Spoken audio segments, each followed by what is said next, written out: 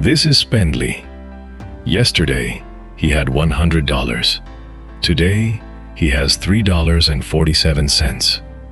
And the strangest part? He barely bought anything. A few groceries, a coffee, a little gas, a couple of things he needed. Spendly looks inside his wallet again. $3.47. So where did all his money go? Well, it didn't actually disappear, but something did change. The money in Spendly's wallet is still the same money. The problem is that it doesn't buy as much as it used to, and that's something millions of people experience every day. You walk into a store with a certain amount of money, and somehow you walk out with fewer things than you expected. Your grocery bill is higher. Your rent is higher. Your morning coffee costs more. Gas costs more. Even some of the things you buy regularly seem to get smaller while the price stays almost exactly the same. So what is actually happening? Why does everything seem so expensive?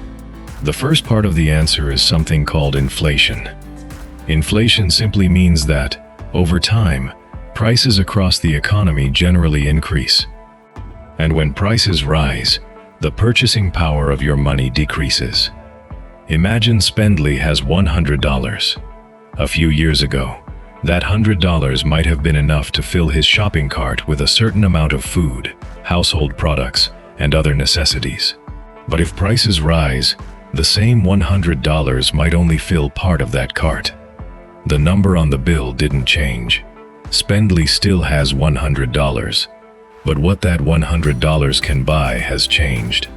And that's the part people often don't notice. Because when you look at your wallet, your money looks exactly the same. But when you look at the things you can buy with it, everything feels different. And here's where things get interesting. Take something as simple as a hamburger. You see a hamburger on a menu. Maybe it costs $10. But that $10 price isn't just paying for the bread, meat, cheese, and vegetables. Behind that hamburger is an entire economic chain. Someone had to grow the ingredients.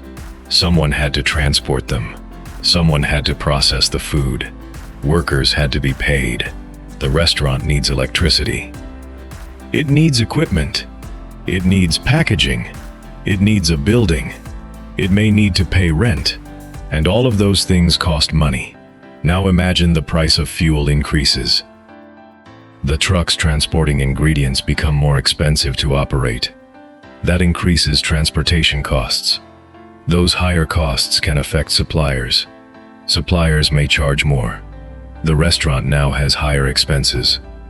And eventually, the price of the hamburger may increase too.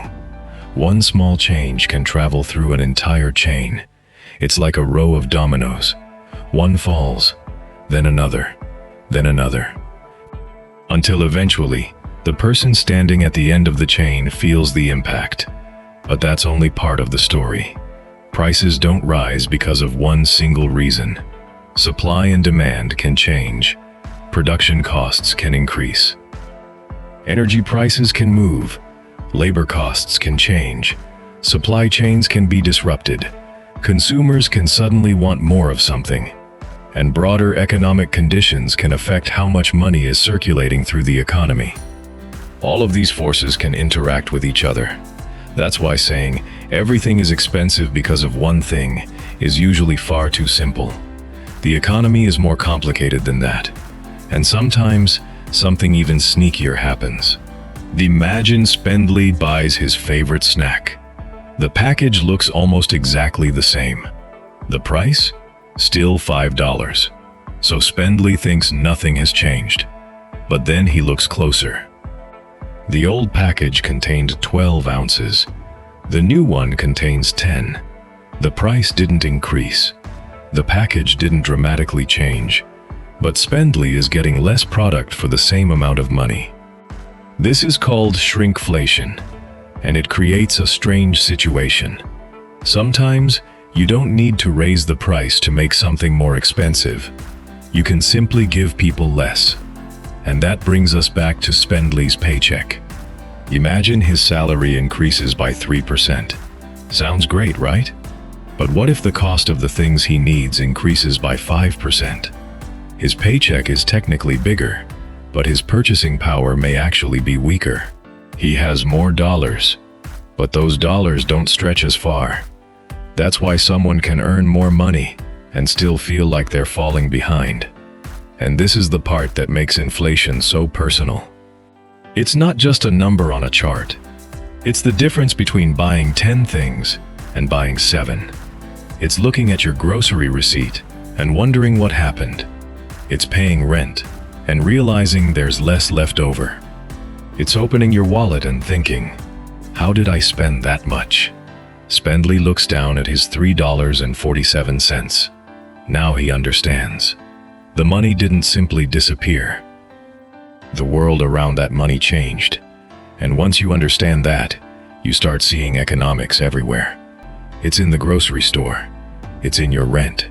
It's in your paycheck. It's in the price of a coffee. It's in the size of a snack package. It's in every purchase you make. The economy isn't something that only happens on Wall Street, inside banks, or in government buildings. It's happening every single day, right in front of you. And the next time Spendly walks into a store with $100, he might look at that money a little differently. Because the real question isn't just, how much money do I have? It's, how much can that money actually buy? And once you understand the hidden economics behind everyday life, you start seeing the world a little differently. If you want to understand the economics behind the things you experience every day, subscribe to Spendly.